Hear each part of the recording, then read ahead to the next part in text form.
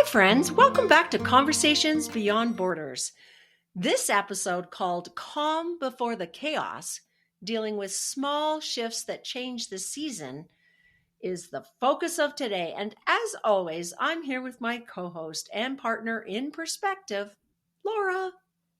Hi, everyone. It feels so good to be here in this moment, right between the last leaves of fall and the first hum of the holidays. Can you believe it? It's that in between space, isn't it? Where gratitude, excitement, overwhelm all seem to share the same calendar. The time of year where cozy collides with chaotic. Oh, yes, it does. The moment you can feel the shift before it's even official.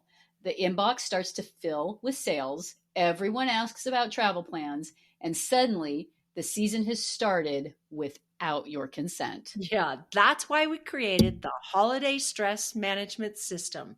It isn't another planner or list, we promise you. It's a rhythm, a way to approach this season differently, with calm instead of chaos, with intention instead of autopilot.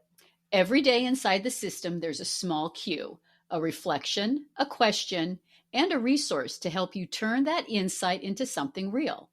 Just a few minutes a day, it's about finding your footing before the season sweeps you off your own to do list. Yeah, because stress doesn't start on Thanksgiving Day, does it? It begins quietly, right now in early November. So, this episode is all about what happens before the holidays, how to interpret the patterns that keep us rushing, and begin building a gentler rhythm.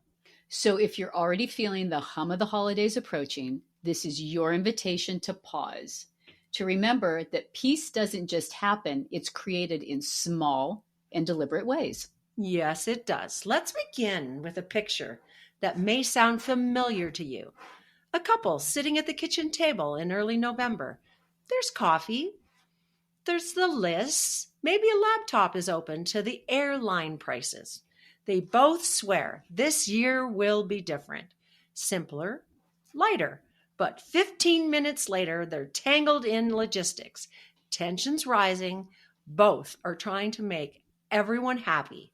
Oh my gosh, I have been that couple. Me too. You think you're being proactive, but really you're just fueling the anxiety a little bit earlier.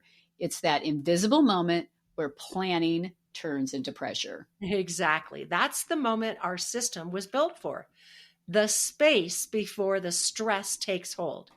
It's a way to pause and notice the edge where our good intention start to turn into overextension.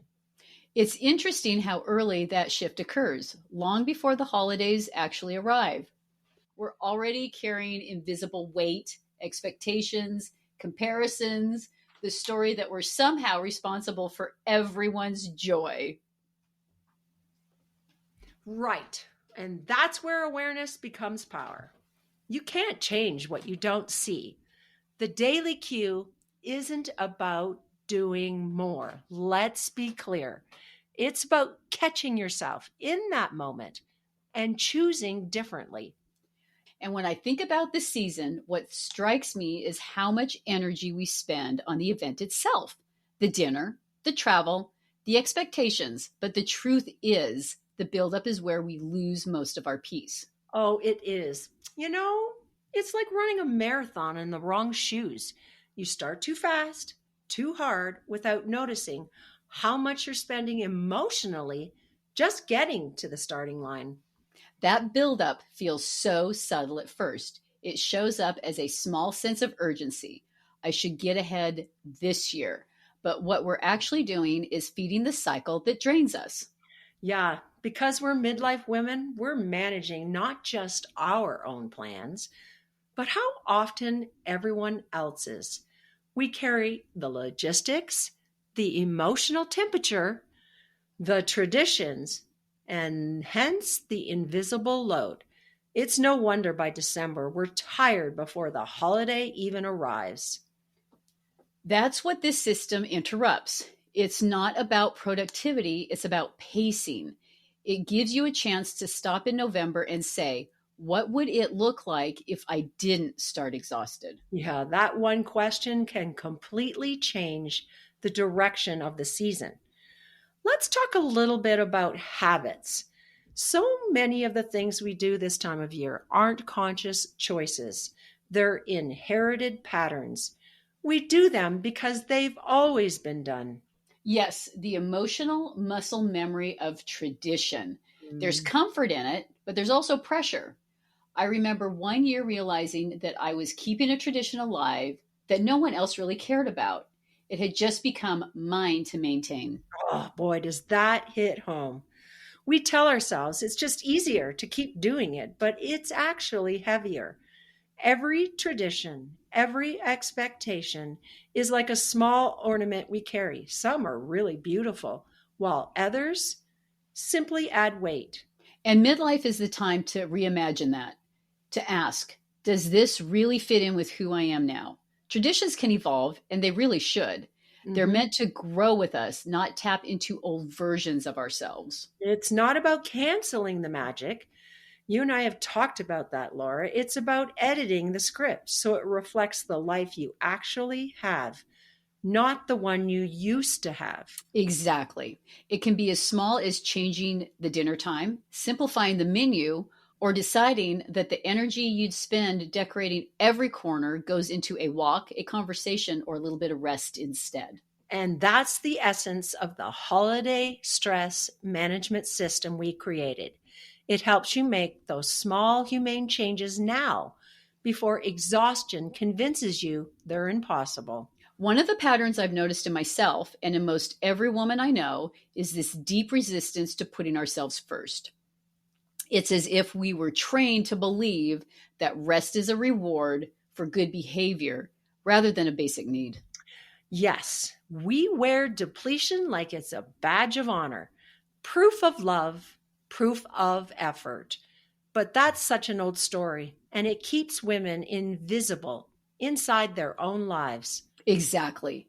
Self first isn't selfish, it's a stewardship. It's saying, I take care of my energy so I can show up as the version of me that I actually like. That shift starts small. It's taking the cue of the day in our system, take it seriously enough to act on it. When it asks, what will you stop apologizing for? You pause long enough to answer honestly. You stop the auto apology that comes out every time you protect your own time. And the beautiful part is, once you start doing that, everything else in the season gets lighter. You make decisions based on clarity rather than guilt. You start catching yourself before you say yes to something your soul is already dreading. Yeah, you stop waiting for permission and start giving it to yourself. And that leads me to a talk about delegation, because for years I treated it like failure. For instance, if I asked for help, I was somehow perceived as less capable or less caring. Oh, Susan, I know that one. There's Mm. this quiet belief that being the glue means doing it all alone. But glue is flexible, it stretches. If it's hard, it actually crack. Oh, I love that metaphor, Laura. Delegation is just flexibility in action. It says, I'm part of something bigger.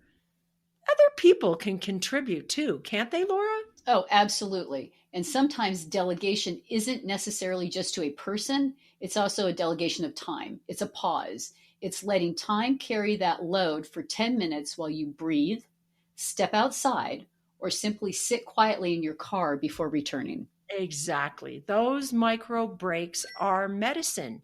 You don't need a week in the mountains to reset. You need 5 minutes of conscious stillness. We call those micro recoveries. And if you plan them before you hit the wall, they become part of your rhythm instead of your rescue. Yes, because that's the difference between a season you survive and one you actually experience. So, as we step into this whole month of holiday stretch, maybe the real question isn't what do I need to get done, but what do I want to feel by the time this is over? Oh, I love that.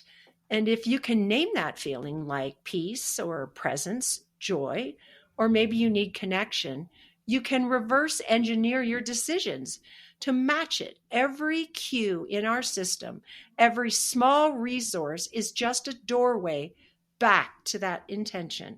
It isn't about perfection, it's about presence, about remembering that calm isn't something you earn after the season's over. It's something you build right here inside these ordinary November days. So this week, find one place where you can lighten your load, delegate something, rest without guilt, or simply change a routine that no longer serves you. Let that be your first slight shift toward calm. And when you do, notice what changes, not just in your schedule, but how you carry yourself. That's where the real holiday peace begins. Yeah, next time we're going to explore boundaries, how to hold them with grace when the noise around you gets louder, and it will. But for now, just remember, you set the tone for your season. And this year, that tone will be softer. Thanks for joining us today, friends. Check the Holiday Stress Management System for your daily cue and resource. And let's start this season from a place of calm, not chaos. You can find the entire system inside our community on Facebook at Conversations Beyond Borders with Us, or at our website at conversationsbeyondborders.com. We'll see you there.